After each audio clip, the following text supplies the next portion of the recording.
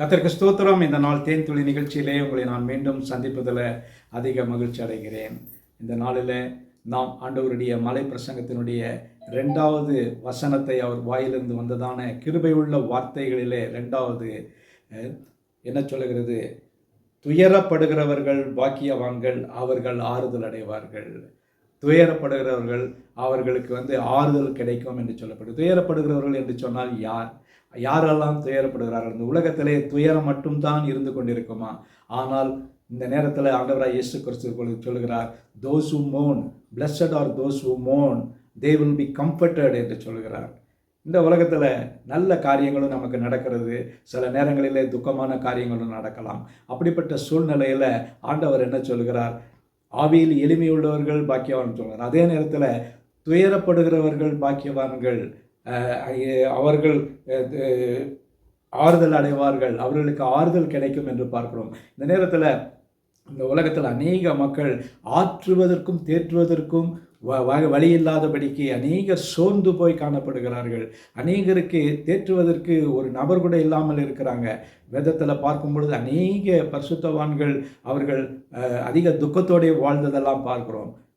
இந்த உலகத்தில் நம்ம சந்தோஷமாக வாழணும், அதை மகிழ்ச்சியாக வாழ வேண்டும். அதே நேரத்தில் ஆண்டவர் நமக்கு சில நேரங்களிலே கடந்து போக வேண்டிய வழிகளிலே நம்மை பாக்கியவான்கள் என்று சொல்கிறார், நம்ம ஆசீர்வதிக்கப்பட்டன்னு சொல்கிறார், கிருபையை கொடுக்கிறார்.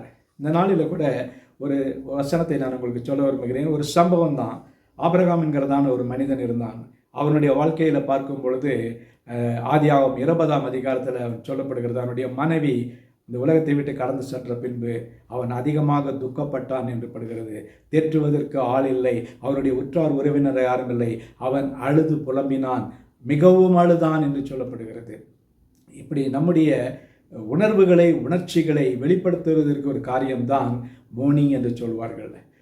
ஆண்டவராய் இயேசு கிறிஸ்துவே அவர் வாழ்ந்த காலங்களிலே துக்கமான காரியங்கள் வரும் பொழுது அவர் அப்படியாக துயரப்பட்டார், அவர் மோன் பண்ணார் என்று பார்க்கிறோம். ஆகவே இந்த நாளில் கூட நம்மிலே யாராவது ஒரு துக்கத்தோடு கூட வேதனையோடு கூட என்னை ஆற்றுவார் இருக்கிறாங்களா, தேற்றுவார் இருக்கிறாங்களா என்று நினைத்து கொண்டிருக்கிற வேளையில் அவர் உங்களோடு கூட இருக்கிறார்.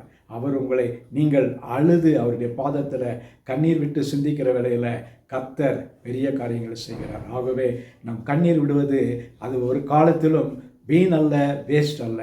நாம் கண்ணீர் விட்டால் அதற்கான பலன் கிடைக்கும். ஒரு சில காரியங்களை தொடர்ந்து நாம் பார்ப்போம். இந்த நாளிலே கர்த்தர் கொடுத்த இந்த வசனத்துக்காக கர்த்தருக்கு நன்றி சொல்லுவோம். ஜெபிப்போமா? நல்ல ஆண்டவரே, உம்மை நன்றியோட துதிக்கிறோம். துயரப்படுகிறவர்கள் பாக்கியவான்கள் என்று சொல்லியிருக்கிறீர். எப்பொழுதும் சந்தோஷமாக இருக்கிறவர்கள் தான் பாக்கியவான் சொல்லுவாங்க. துயரப்பட்டு கொண்டிருக்கிற மக்களை பாக்கியவான் சொல்வார்கள், அவர்கள் தேற்றப்படுவார்கள். ஆண்டவரே, நாங்கள் தேற்றப்படக்கூடிய இடத்துல காணப்பட கிருபை செய்யுங்க.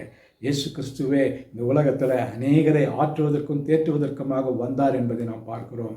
எஸ்ஐயா 62:2 பார்க்கும் பொழுது அவர் துயரப்படுகிறவர்களை ஆற்றுகிற தேவனாக இருக்கிறார். அவர்தான் இயேசுவாக வழியிலே வந்து இயேசுவாக இந்த உலகத்தில் வந்து அநேகரை தேற்றினார் என்று பார்க்கிறோம். ஆண்டவரே, இப்படிப்பட்ட சூழ்நிலையில் யார் இருந்தாலும் அவர்களை ஆற்றவும் தேற்றவும் நீங்கள் உதவி செய்யுங்க. மீட்பர் இயேசுவின் நாமத்தில் ஜெபிக்கிறேன் நல்ல பிதாவே, ஆமேன், ஆமேன். கர்த்தர் உங்களை ஆசீர்வதிப்பாராக. இந்த நாள் உங்களுக்கு ஒரு நல்ல ஆறுதலின் நாளாக அமைய கிருபை செய்யுங்க.